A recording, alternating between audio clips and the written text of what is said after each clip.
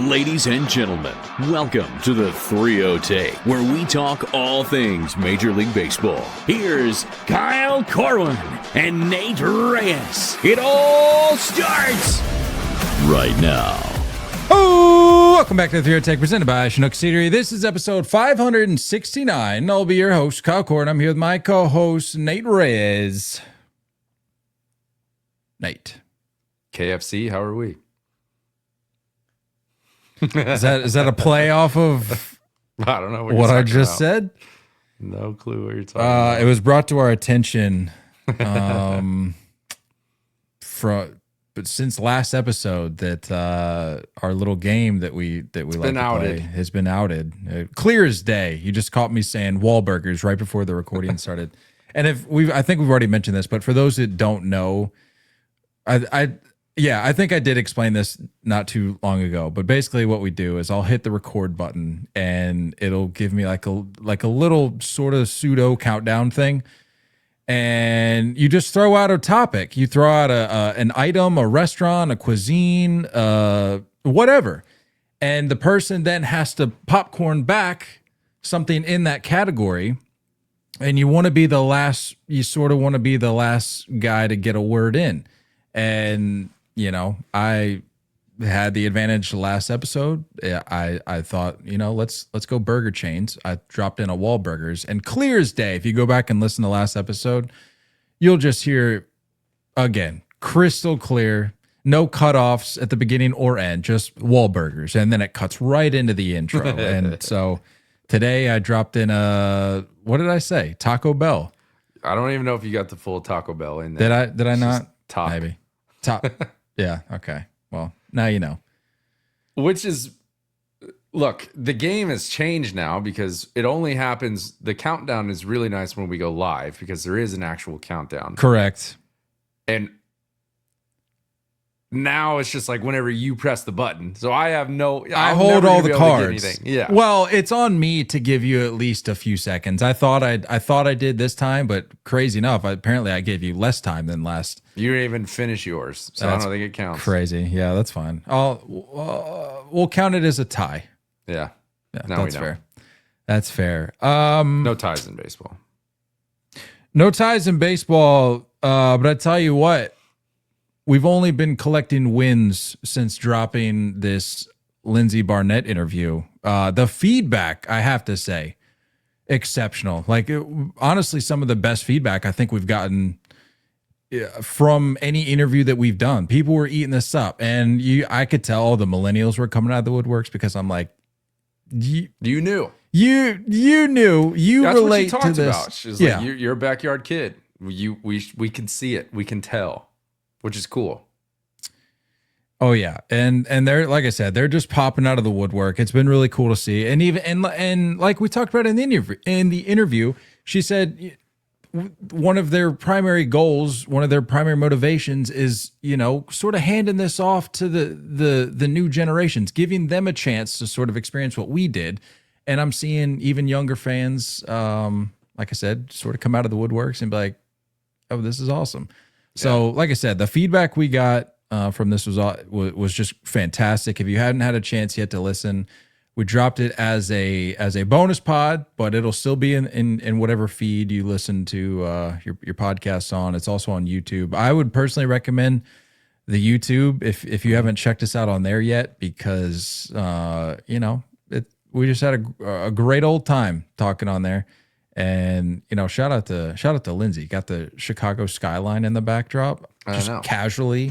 Yeah. So yeah. Did you have any thoughts about it? I feel like we got some. I mean, I mentioned the feedback, but I feel like the content that came from it was great.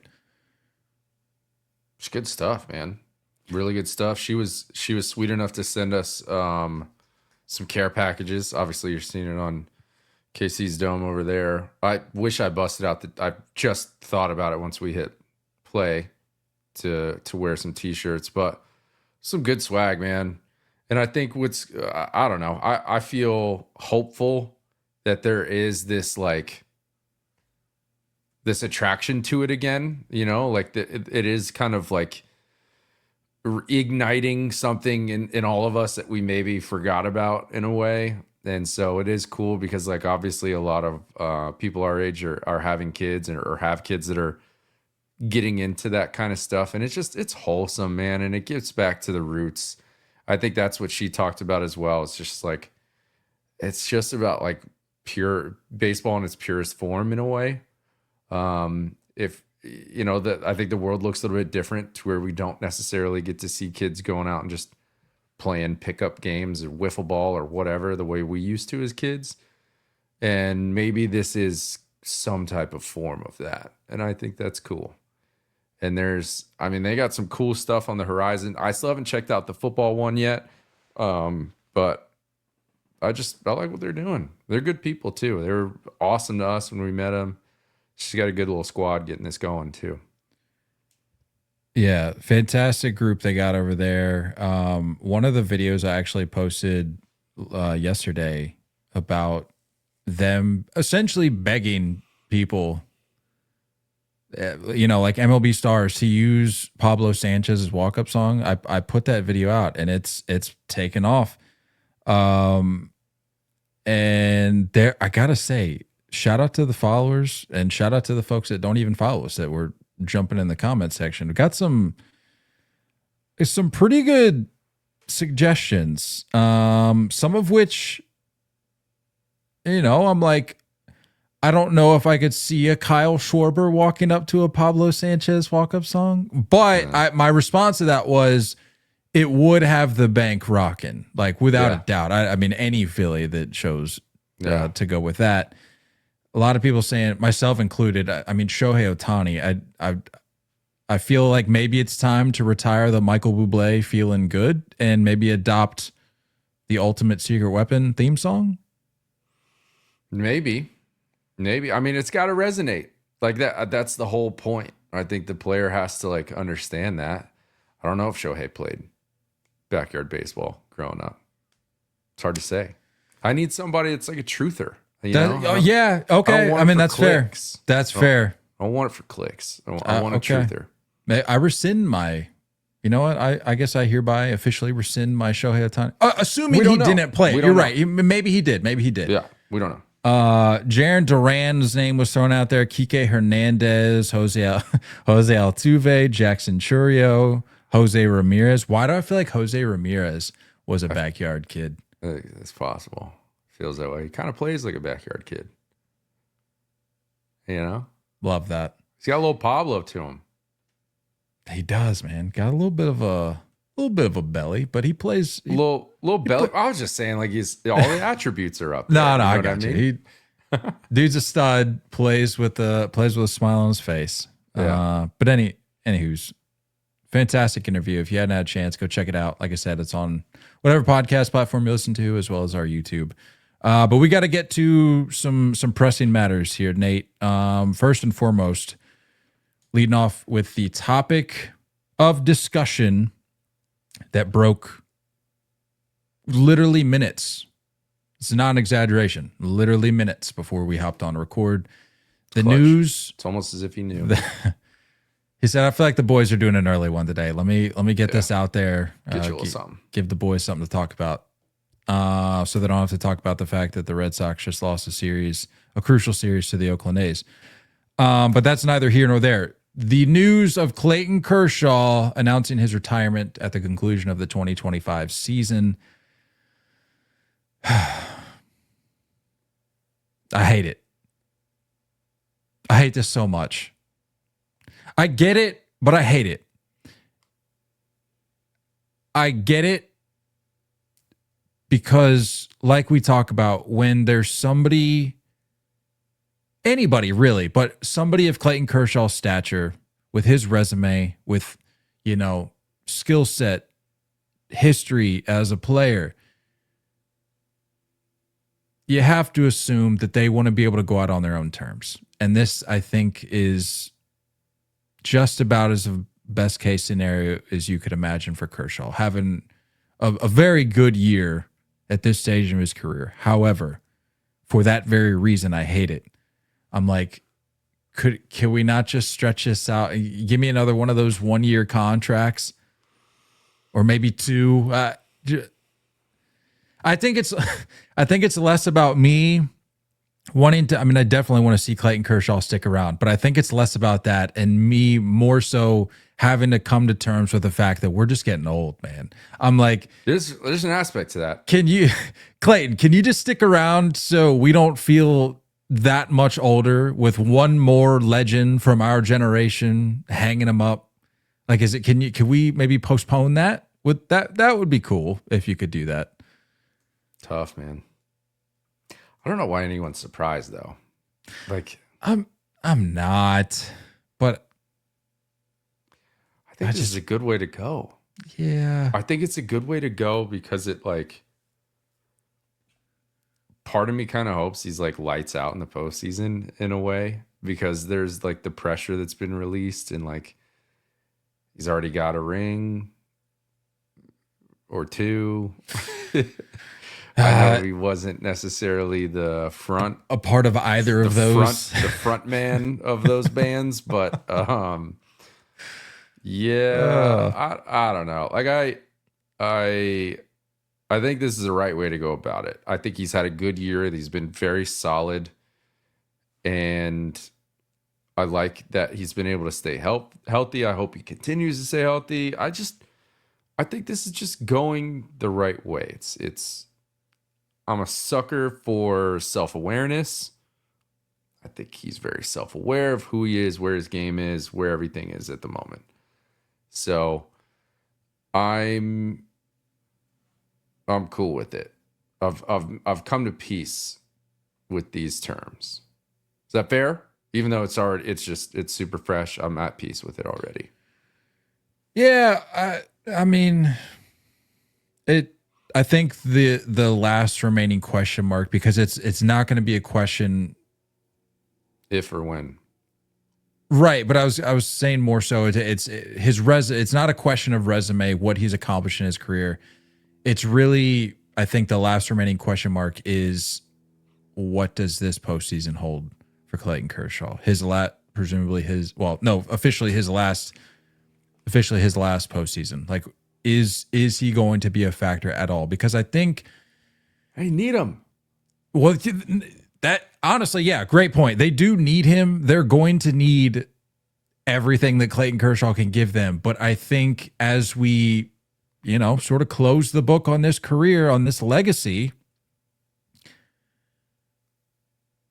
it's like, can you go out with a bang in a period of the season in which you've given us quite literally nothing?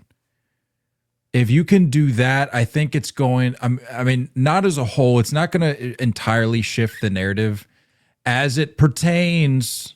There it is. That's your one. That's your one. I get one now? Yeah. All right. Well, we're going to have to figure out a punishment for when I exceed that total.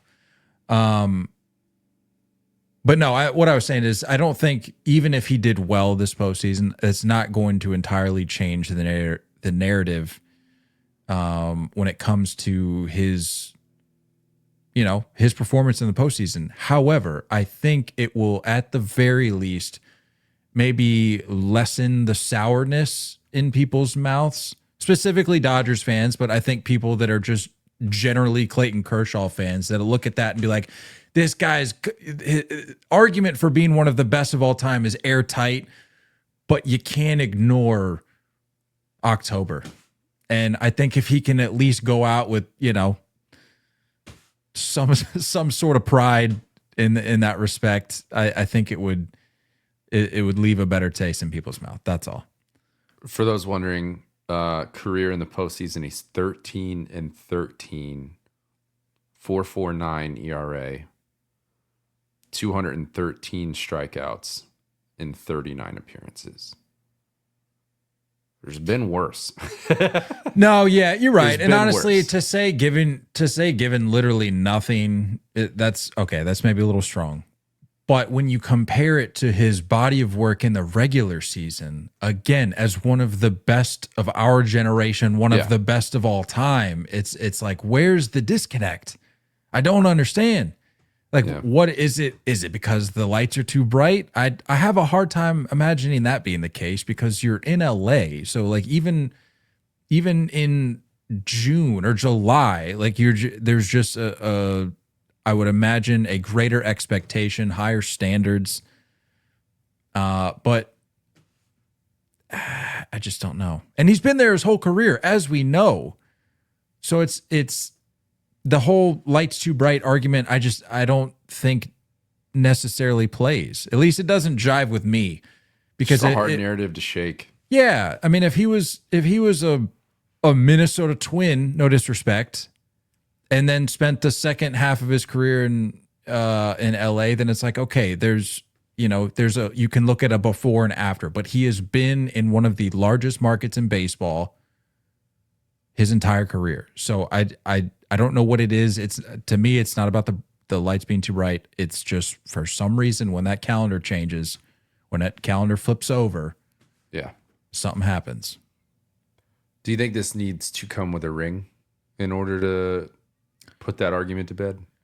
Good performance and a ring, or just good performance?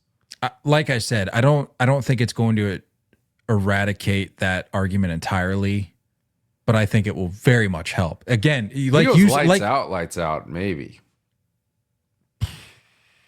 I mean, yeah, 37 too. That's another factor. Like, if you can show out at age 37 in your farewell season. Here's the thing. And there's an aspect to it where I said that there's like a certain amount of pressure being taken off. I think there's like this element of airing it out, of being like, this really is it. I know the finish line now. I don't need to save anything. I don't need to keep anything in the tank. This is the best I'm going to give. You know what I mean? This is all I have. I think, I don't know. Maybe I'm just wanting it too much, but I see a good performance. Multiple. No, good performances. You make a strong case, and honestly, the more I think about it, you might be right, because if I'm Clayton Kershaw, there's got to be a degree of clarity now that you're looking at your career. You're looking at it through a lens of clarity, because you're going, I don't have to keep anything in the tank. This isn't going to carry into the offseason of, okay, is this going to be it? Or, am I going to stick around with the Dodgers, or the Texas Rangers rumors going to start back up again? Yeah. That, having to not worry about that, looking at October being like, these are the last times I'm taking the mound in my major league career. If that's really the only thing that you have to think about, maybe he is able to shake those demons. And his kids are like old enough to be aware and like see him being successful. We saw that when he, what was that last milestone he crossed? 3,000 strikeouts. Was that what that was? His family's there. His kids are. I don't know. There's like an aspect to that of like, how many players do you see retire and they're like, I wish my kids were old enough to like take it in. Right. I think his kids are old enough to like be aware of like, my dad's a freaking legend. I don't know, man. I don't know. Maybe I'm just being hopeful, but like not that I'm sitting here wanting the Dodgers to have massive success, but I could see him having some good outings. I speak for everyone that consumes this show, as well as myself, and that we like Hopeful Nate. All right. We like Hopeful Nate. So you don't have to apologize for it. You don't have to qualify or justify it. All right. I think, and I'm not blowing smoke. I think it's a good way to look at it. Like I genuinely think that, like I said, there's probably a level of clarity with him now, and I would be very excited. Again, like you said, also taking into account the fact that they're going to need him. This isn't him having to wrestle with the fact like, dang, am I taking somebody's spot right now on this postseason run? He's looking around going, I'm one of the best options they have this year as it stands. So, I think that's I think that's going to play into it. I think that'll really motivate him. And I think that's why when you were mentioning like, I kind of wish you'd come back for one more year. Like, yeah, I get that, but like they're gonna load that rotation back up. People are gonna be coming back healthy. Like we don't know how necessary he would be moving forward. I think he looked in the mirror, did some math, and saw the writing on the wall. And I think he's going out on the right way. I think he's going out, a little bit of, riding off into the sunset action. I'm about this. I'm about this. Minus the trophy hoisting. Sorry. It's fair. It's fair. No. Speaking of trophy hoisting, the Cubs are throwing their hat in the ring officially, being the most recent team to clinch. I saw when they clinched, and I didn't believe it. Granted, it hasn't been that long, but it just didn't sound right. They haven't been to the postseason since 2020. And Which I know doesn't count really. Right. Honestly. I mean, that field was, we had the Rays were in there, obviously. That was the postseason. The Marlins made it as the, what was their thing? The bottom feeders or the, yeah. Yeah, that's a questionable playoff field. But however, no disrespect. The fact that they haven't made it since 2020, I think speaks to really how good they've been this year and for how long. Because in my mind, I'm going, no, they've been all right for the last few years. When it's like, no, this has really been their return to, I don't dare I say Cubs of old, but you know what I mean. They have this like weird like filter over them. You're just like, you're a vibe. Your stadium's always sold out. Everyone's just happy doing the beer snakes with the beer cups. Chicago dogs. Ivy. And you're like, oh yeah. The Cubs. I think of them fondly. In reality, they've sucked until now. I get it. We all fall for that trap. Did you see the interview with Ian Happ after the game? Like before they went and celebrated? He was getting choked up. I didn't see that one. I saw the quote from Counsell though, which I'm like, what a cool thing to say. But he was like, here, what did he say? He said, you don't get to do this in regular jobs. Get to celebrate and throw champagne on each other. And I was just thinking that through. I'm like, how wild would that be though? Like, what if we made that a norm in the workplace where we're just popping champagne and splashing each other with it for the most mundane things? Not that I'm saying clinching the postseason spot is mundane, but I'm saying like if we just made it a regular occurrence at the office where we're just like, successful inventory check. Let's line up the plastic. Let's coolers over there. Line up the plastic. Anyone got ski goggles? Let's roll. Everybody showed up to work at or before 9 o'clock today. Yeah. Let's party. Yeah. We've deserved it. That's a funny thought. Workplaces suck. What are we doing? Yeah. Moving on. Yeah, but good on the Cubs. They'll be in the mix. So I think we've sort of broken down over the last few episodes. We've sort of broken down reasons as to why or why not certain teams will make it. So we don't need to, or not make it, but potentially go on a run, potentially win the whole thing.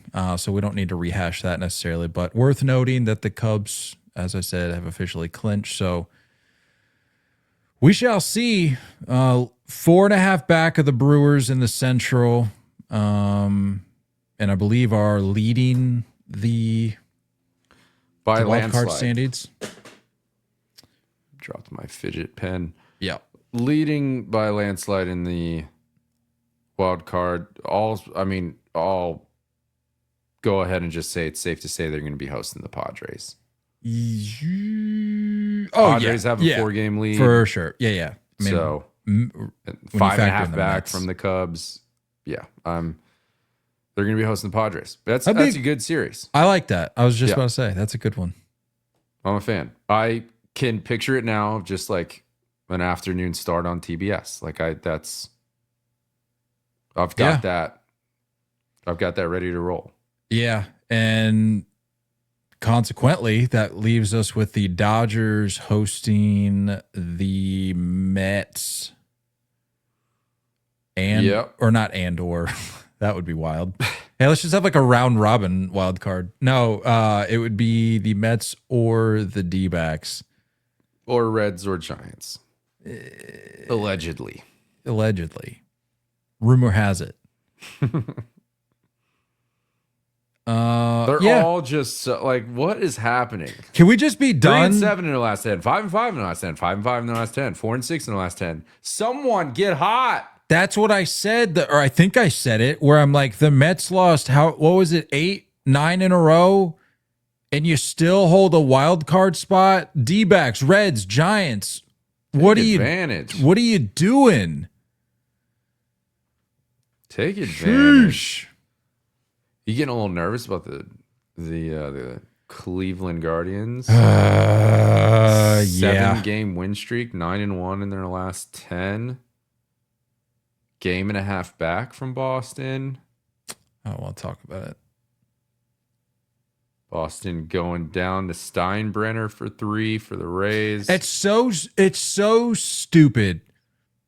Like, we just got done talking about the National League, but you look at the American League. The Red Sox are on the brink of possibly missing the postseason, and they're only 6 games back of the best record in the American League. 6 in the win column, 6 wins back from being the best team in the American League. That's stupid. And here we are with them being 13 games over, having just lost the series to the Sacramento A's. Yeah, tough. Just you froze on a creepy face. That was funny. How about it? Yeah. Love that. But yeah, 13 games over. Just a weird spot to be in. I had this thought today. Do you ever have like if you're like streaming a video or like watching video, streaming a game, you're on your phone. Sure. It like buffers for a sec. Yeah. Is it just me that's like, you kind of just like look around and like, here it is. The grid's going down. You know what I mean? Like just for that split second, you're like, yeah, it's happening. Here it comes. Yeah, because a lot of times I'll be at home or whatever, and I'm like, well, the Wi-Fi is still showing that it works, so it must be something else. And the only other thing that could logically make sense is that everything's coming to a crash and halt. Babe, grab all the water bottles, fill them up. I'll be honest with you, I don't even know what I would begin to throw in a go bag. If we got one of those like emergency notifications where it's like beep on the iPhones. Yeah.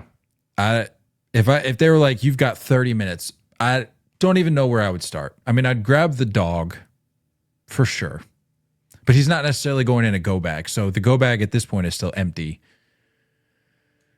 I think our wedding photo album is on a shelf under the TV. So I feel like that's front of mind for me a lot of times. Cause we're watching TV a lot. I'm just seeing that in my peripherals a lot. So like, that's important. That's top of mind.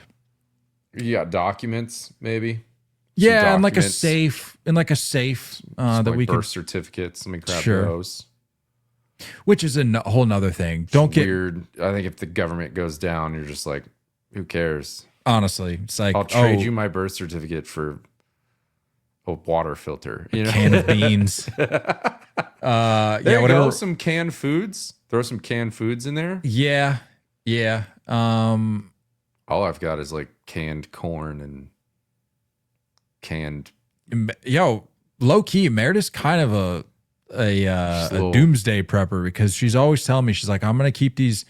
I'm like, you mind if it'll be one of those dinners where it's like, we don't really feel like making anything. Let's just throw some of these like soup cans in a pot and call it a night. And she'll be like, happens. Well, keep these set aside because I like having these in case of emergency. And I'm like, I'll be honest with you. What kind of emergency are we talking? Well, I don't know how much 10 cans of soup is really gonna prolong our situation, Right, because there's a lot of sodium. You're gonna need more water. Correct. Because of that. I don't knock her for it, but I'm thinking like logically. I think I think there's a lot of things that I would eat before a cold congealed can of cream of mushroom or whatever's in Congealed. there. I hate that word. Hate that word. But you're right. Gelatinous, shaky. Gelatinous. Where are these words coming from? Congealed gelatinous can of cream of mushroom. That's an image for you. Just slides out. And that sound when it slides out. It's like a suction. And you know that thing was just pressurized in there, and it's like, That's right. That's no. Right. But okay, back. Take me back. Roadmap. How did we get here? Well, you froze for a sec with a pretty and then the creepy Wi-Fi, the smile. grid going down, doomsday prepping, Yeah. congealed gelatinous can of cream of mushroom. Nailed it. We're getting pretty good at that. We're not getting too far off the trail where we can't find our way back. That's right. Sorry if you're new and you're just those last few minutes you're going, Who are these guys? what just happened? This happens Honestly, from time to time. This is a doomsday podcast that occasionally covers baseball. Baseball. Yep. Yep. Anywho's. I don't even know where we're at. Cubs. Yep. Cubs clinched. Moving on. Cal Raleigh etched his name into the history books with number 55 and number 56 on Tuesday night in Kansas City against the Royals, for which friend of the program, Bobby Witt Jr. plays for. That's right. That's a good friend to have, by the way. Yeah, we're besties. Text him right now. For sure. Yeah. Ask him if he likes cream of mushroom. Specifically congealed gelatinous cream of mushroom. No, this Cal That's Raleigh what switch hitter record. Is this can I just ask you, and I'm not trying to, tease it one way or another, but is this a big thing to you? Having the most home runs of any switch hitter ever in a single season? I think it's pretty big. Yeah. You think? Yeah. Genuine question. I'm not, like I said. I think here's you want honesty hour? Here's honesty hour. That's all I ever want, honestly. Honesty hour. I want Aaron Judge to win the MVP. Okay. I want that as a Yankees fan. Groundbreaking. I want that because I feel like he's had a better overall season. And I'm struggling with that taking away from how good of a season Cal Raleigh is having. I'm struggling, and I think overall as a society, we struggle to recognize that greatness without having to compare it or say it's not that good of a season if he doesn't win MVP, or this alone shouldn't get him the MVP. Why are there has to be just a level of appreciation of the fact that our game has been around a long time. I think switch hitting is one of the coolest, most underrated skill sets in our game. You can see how valuable it is when guys are successful. I mean, there's only a handful. There's really not that many that come to mind, especially power hitting switch hitters. So I think it's incredible. And if Judge doesn't win the MVP and it goes to Cal Raleigh, I am okay with it. I really am. Because I heard this argument the other day where it's is this the best offensive player award or is it the MVP award?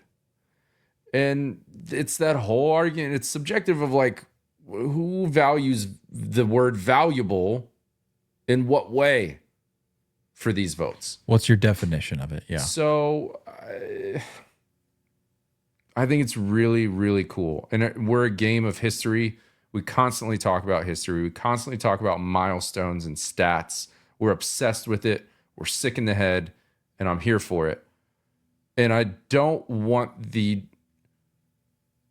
MVP argument to take away. Let it just be what it is without the MVP argument affecting it. You know what I mean? Let it just be what it is. It's dope. I mean, how many, we could run through our list of our favorite switch hitters and we'd be done with that list very quickly. Oh, I'm glad you said that. I thought you were going to put me on the spot. And I'd be like, I don't know if I could name like 3.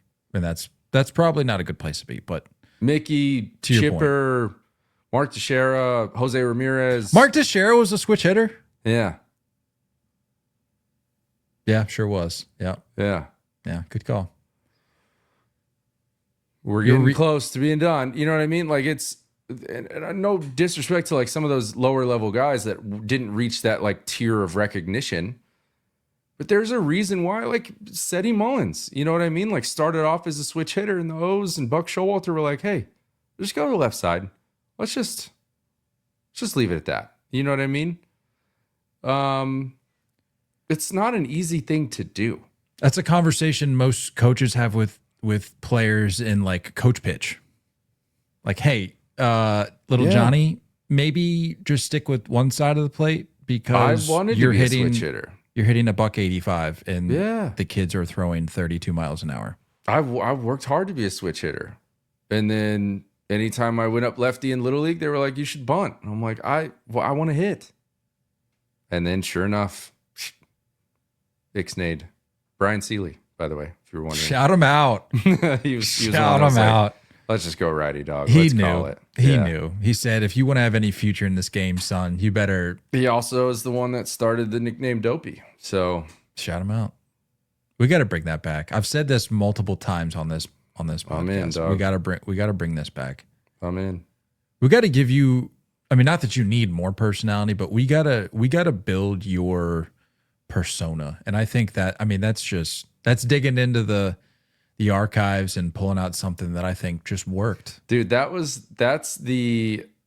I started catching on behind the dish and he's just hitting fungos. And that's the back in the day where like anyone would you make a play, they throw it back to the catcher, you flip, because you'd have like, 3 balls that you're using for practice, apparently. And the ball comes back to the catcher flips it to the coach. Coach is saying something, and I'm like, what? And he's like, what, are you here right now? And then Dopey. That was how. Shout out Brian. Shout him out. Coach Seeley. Shout him out. Shout out the Astros for sweeping the Rangers. We did that whole deep dive into the American League West and what's to be of the last couple weeks of the season. We did. And we preface it being like, there's a huge matchup going on right now, or about to start at the very least, Astros and the Rangers. And what do the Astros do? They go in and take what is that? It's like the silver boot or whatever. Isn't that? They got a thing. What is this, college football? That's stupid. Oh, yeah. Silver boot. They've won the series. And as a result, won the silver boot every year since 2017. So the Astros, with the sweep, take the 7-6 advantage in the season series. More importantly, though, I would argue, is the series that begins tomorrow, Friday night, between the Astros and the Mariners. By the way, that probably ended the Rangers season. Yeah, they're 4 games out with 9 to go. Oh yeah, no, that's it. Nail in the coffin. Yeah, it's literally the guards. It's the 4 that are in the mix right now: Yanks, Stros, Mariners, Sox, and then the guards. That's fine. That's it. No, but this series between the Astros and Mariners, this will be a big one. What did we say? I think you looked at it. What are we looking at for pitching matchups? Game 1. Brian Wu, Hunter Brown.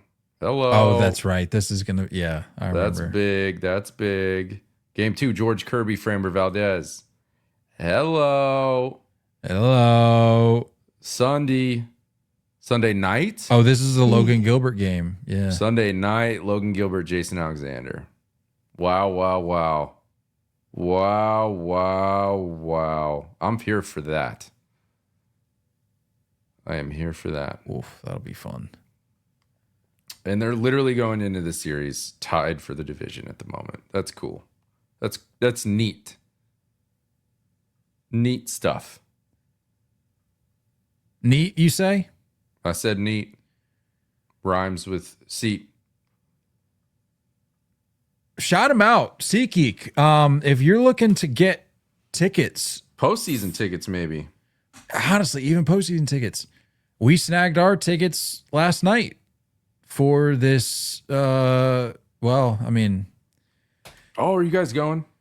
dare I say, potential funeral for Red Sox. I'm gonna choose to be hopeful. No, I'm choosing to be hopeful as I sit here and rock my new City Connect Chinese knockoffs for the win. By the way, this was $70, I think, after discount and after shipping, and I got it in like I think a little over 2 weeks, and it's stitched. None of this iron-on crap that you're getting from. Uh-oh. I won't say it, but I mean this is the real deal. This honestly might be like an actual jersey that just for whatever reason didn't make it through quality check. It was almost hanging up in Jaron Duran's locker. That's what I'm saying. Yeah. I mean, this thing is sick. Check it out. I mean, Do you think you guys wear the same size?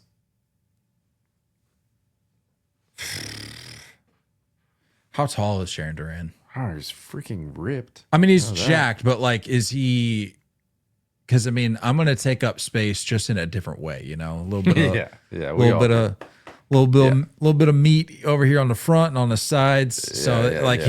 His sleeves are gonna be airtight, but right. He's built like a triangle. Yeah. So he's 6'2", so he probably, honestly, because I would venture to say he leans smaller. Own it. Yeah, he's a on the snug. size. Yeah, he. So honestly, we would probably wear like a large. This is a large. Fits great, by the way. Mm-hmm. Just could sing the praises and wonders of this Chinese eBay seller shop that I got it from. Hit me up. Link. Hit me up if you need the link. I got the link. I can't vouch for every other jersey that's being sold, but your chances are going to be better at getting a quality jersey. Anywho's, what was I saying? Oh, you asked me if we were going. Yeah, we're going. We solidified that last night. We'll be going to not the last two. The Friday and Saturday of the final series of the season, Sox and Tigers. Which I'm hoping they're still going to be playing for something at that point, because that'd make for some good baseball. So yeah, I'll be there the Friday the 26th and Saturday the 27th. Well, that's my concern with it, and probably what you're happy about is that I feel like the Tigers are probably chilling. Yeah, you know? Yeah. We'll see. But postseason tickets, yeah. If you're trying to catch a game like me before the regular season wraps up, or if you're trying to make it to postseason game, use our promo code save. It should save you $20 unless they've changed something without me knowing. You should be able to save $20 using our promo code 30take THREEOHTAKE. I'm a Tigers fan. Look at that. Riley green jersey. I saw that, but it's so weird. I mean, it's sick, but it's so. Bring those back. What are they? What do you mean back? They never had those. I don't know, dude. That's given like. That's just like here's a for the love of the game. Here's a concept I drew up. That's the thing about this Chinese eBay seller shop. You never know. There's some jerseys on there that literally never existed, but I'm sure they're still stitched, good quality. But yeah, hit me up. What do you mean? Bo Jackson in the Chicago Bulls City Connect. Yeah, no, that was definitely totally a thing for sure. I remember it. You're definitely right. Yeah, I remember it like it was yesterday. No, but use our promo code at Chinook as well. Shout out the crew at Chinook. Just pumping out a fantastic product. Those seeds are top shelf. Cinnamon toast, smokehouse barbecue, dill pickle, just to name a few. You really didn't do me any favors sending this link. Which is nice. What? I did send you the link. No. That's what I'm saying. You're not doing me any favors by sending. Oh, yeah. Got some money to burn. No. Which makes it a problem. Yeah, I'm with you. That's exactly why this is no good. These are cool, man. No bueno. Yeah, I mean, random.